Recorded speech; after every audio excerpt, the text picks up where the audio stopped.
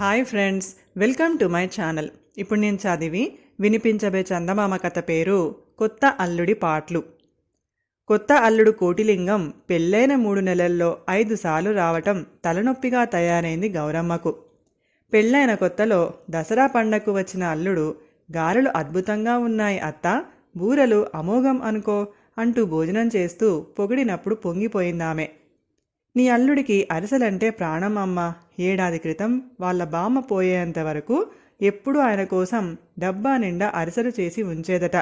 ప్రతిరోజు కునుకు తీసే ముందు 4 అరిసెలు నమిలి మింగనిదే నిద్ర పట్టదు నీ అల్లుడికి అన్నది కూతురు కోమలి.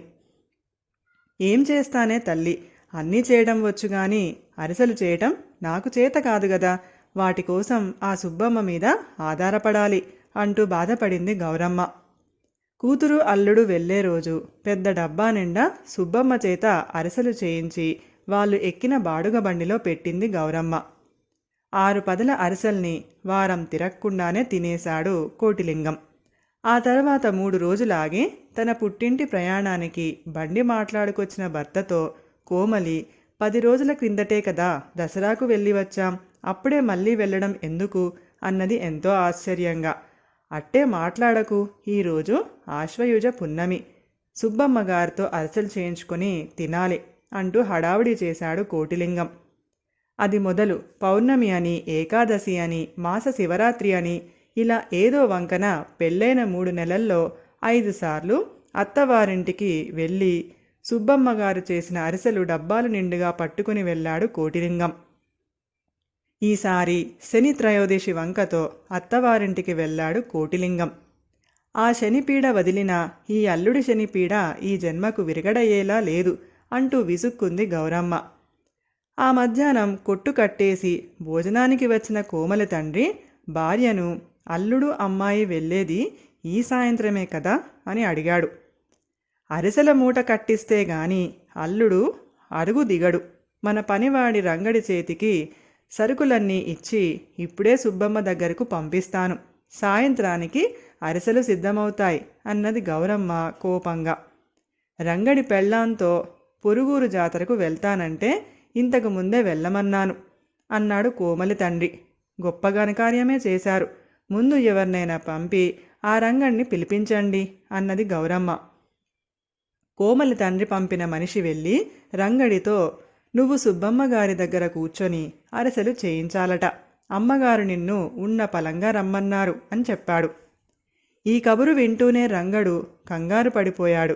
ఆ రోజు జాతరకు తప్పకుండా తీసుకువెళ్తానని వాడు 4 రోజులుగా భార్యను ఊరిస్తున్నాడు. ఈ అరిసెల కబురు తెలియగానే ఆమె అలిగి తలలో పూలదండను విసిరికొట్టి కట్టుకున్న కొత్త చీర విప్పేసి పాత చీర కట్టుకొని గడపకి అడ్డంగా చాపపరుచుకుని పడుకుంది. చేసేది లేక ఉసూరుమంటూ యజమాని ఇంటికి వచ్చాడు రంగడు. గౌరమ్మ ఒక సంచిలో నానపెట్టిన బియ్యం, బెల్లం, ఒక గిన్నెలో నూనె పోసి వాడికి ఇచ్చి, జాగ్రత్త సుమా, అక్కడే కూర్చో, ఈ వంట వాళ్ళను 100 కళ్ళతో కనిపెట్టుకుని చూస్తూ ఉండాలి అని హెచ్చరించింది. రంగడు సుబ్బమ్మ ఇల్లు చేరేసరికి ఇల్లంతా పిల్లలతో సందడిగా ఉంది. సుబ్బమ్మ సంగతి విని, మీ అమ్మగారు నా చాకిరికి ఎర్ర ఏగాని అయినా ఇవ్వరు, కానీ వారానికోసారి అరిసెలు చేయిస్తారు.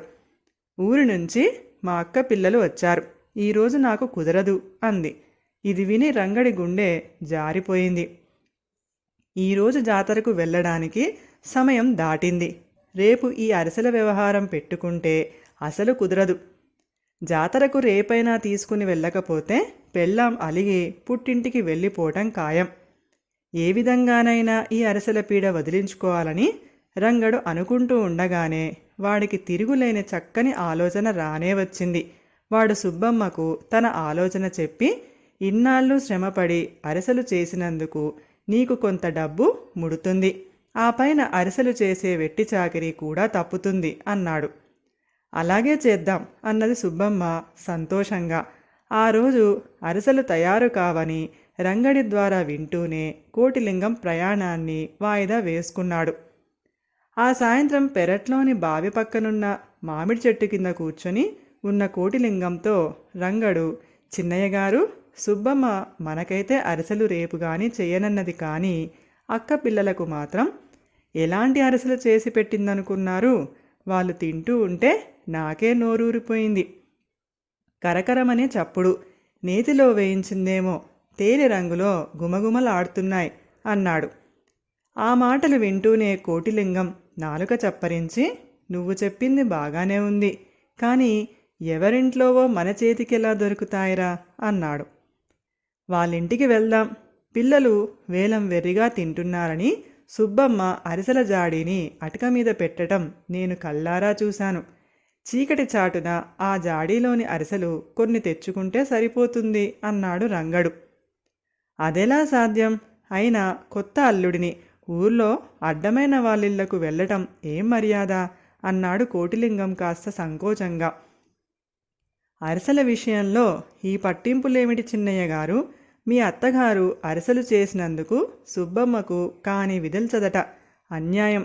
అందుకుగాను రేపావిడ చేసే అరిసెలకు ఏ 25 రూపాయలో ముట్ట చెప్పడం న్యాయం. మీరు డబ్బిచ్చే వంకతో రండి, మిగతా పని నేను చూస్తాను అన్నాడు రంగడు నమ్మకంగా. కోటిలింగం కాస్త నిరుత్సాహంగానే బయలుదేరాడు. వాళ్ళు సుబ్బమ్మ ఇల్లు చేరేసరికి చీకటి పడబోతుంది. ఇంట్లో సుబ్బమ్మ ఒక్కతే ఉంది. ఇలా వచ్చారేం బాబు? అరిసెలు రేపు చేసి ఇస్తానన్నాను కదా అన్నది సుబ్బమ్మ కోటిలింగాన్ని చూస్తూనే.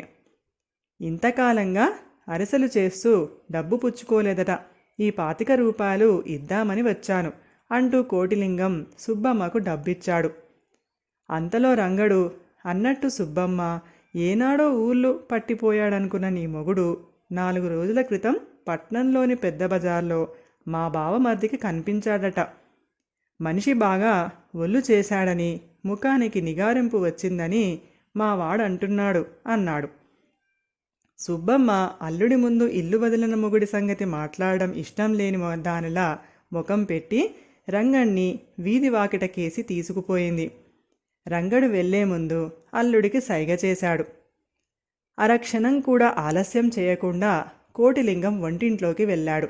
అక్కడ కాలి మునివేళ్ల మీద నిలబడి జాడీలోంచి చేతికందినన్ని తీసి గబగబా పై పంచలో మూటకట్టాడు. ఇంకా తనలోని ఆశ తీరక జాడీని మళ్ళీ వంచి మరొకటి తీసి ఆత్రంగా కొరికాడు. అంతే, కోటిలింగం నోరు బగ్గుమనడమే కాక ఎర్రచీమలు అతడి ముఖాన్ని చేతులను కుట్టసాగాయి. ఇంతకు అతడనుకున్నట్టు జాడీలో ఉన్నవి అరిసెలు కాదు, పశువులకు మేపే తెలకపిండి అచ్చులు. ఎంత దులిపినా వదలకుండా ముఖమంతా ఎర్రచీమలు కుడుతూ ఉండగా కోటిలింగం చిన్నగా మూలుగుతూ ఎవరికంట పడకుండా పెరట్లోకి పోయి గోడ దూకి వీధిలోకి చేరాడు. అతడి కోసమే ఎదురుచూస్తున్నవాడిలా రంగడు కోటిలింగాన్ని సమీపించి, ఏం జరిగింది చిన్నయ్య గారు? సుబ్బమ్మకు మాట మాత్రంగానైనా చెప్పకుండా ఇలా గోడ గెంతి రావటం ఏం మర్యాద అనిపించుకుంటుంది అన్నాడు కోప్పడుతున్నట్టు. కోటిలింగం చిన్నగా, అంత పెద్దగా మాట్లాడకురా రంగడు, ఇల్లు చేరాక జరిగిందేమిటో చెబుతాను, అయితే ఆ రహస్యాన్ని కడుపులోనే దాచుకోవాలి. సరే, ముందు ఈ 10 రూపాయలు ఉంచుకో అంటూ రంగడికి డబ్బిచ్చాడు. కోటిలింగం అరగంట తర్వాత ఇంటికి వస్తూనే గౌరమ్మతో, అత్త, ఈ మధ్య నాకు నూనె వస్తువులు ఆ మాటకొస్తే నేత్తో చేసిన పిండి వంటలు కూడా పడడం లేదు. పొద్దున తిన్నగారెల వల్లనే పైత్యం చేసి ముఖం మీద దద్దుర్లు వచ్చాయి. ఇక ఈ జన్మలో అరిసెల మాట తలచనే కూడదని ఒట్టేసుకున్నాను. వచ్చిన మర్నాడే వెళ్ళిపోతున్నామని ఏమీ బాధపడకు. తెల్లవారుతూనే నేను మీ అమ్మాయి బయలుదేరి మా ఊరు వెళ్ళిపోతున్నాం అన్నాడు. అల్లుడి మాటలు రంగడితో పాటు గౌరమ్మకు కూడా చాలా సంతోషం కలిగించాయి. కథ సమాప్తం. ఈ కథ కనుక మీకు నచ్చినట్లయితే ప్లీజ్ లైక్ చేయండి, షేర్ చేయండి. మరిన్ని మంచి మంచి కథల కోసం మా ఛానల్ని సబ్స్క్రైబ్ చేసుకోండి. Thank you.